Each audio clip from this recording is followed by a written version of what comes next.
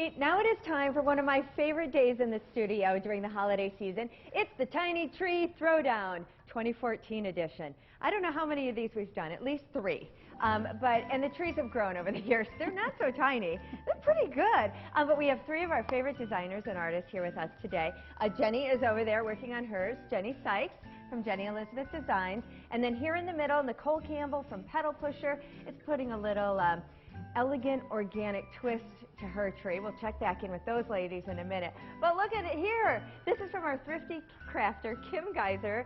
She's an artist out of Cleveland, and it's a rainbow theme. What a great idea. How'd you come up with this? Well, I actually just got a rainbow tattoo, so I kind of went off of that, to be honest. You were inspired. I love it. Yes. And this. Tree topper. The topper, hello? yeah. I bought those from the thrift store, of course, with the idea that I was going to do a mirror, you know, put those around a mirror. Okay. And then when I was doing this rainbow tree, I thought, I'm going to stick all of them in a styrofoam ball and make a tree topper. And it's sitting on a cloud. Yeah. I love it. Yeah. Your rainbow on top of a cloud. So she is very thrifty from top to bottom of the tree, right? And tell us about your rainbow effect on the way down.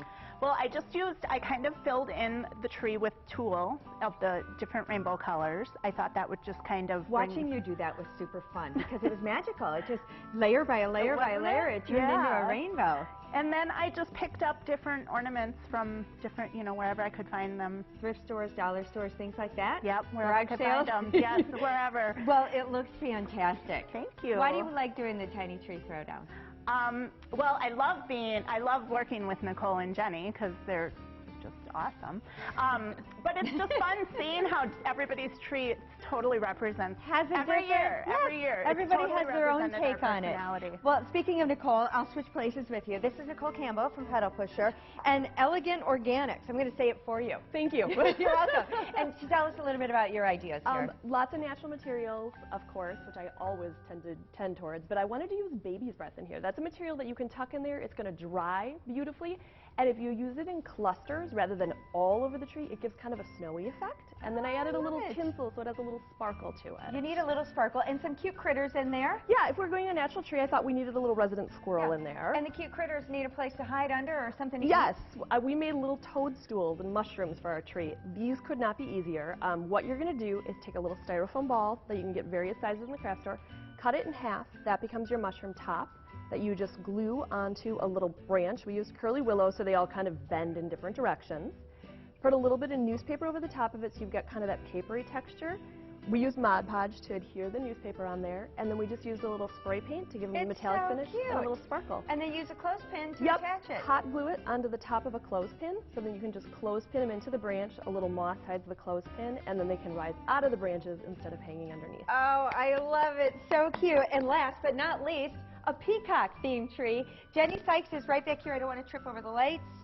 Okay, tell us quickly about your tree. So peacocks, of course. Yes, and peacock feathers, and fantasy a little bit. You know, dresses, Mitzi Gaynor, Bob Mackie. That's what I kept looking at. They were the glitter and the glamour, and peacocks are such a fabulous-looking bird. So if they had fabulous little eggs, that's what I thought they would look like.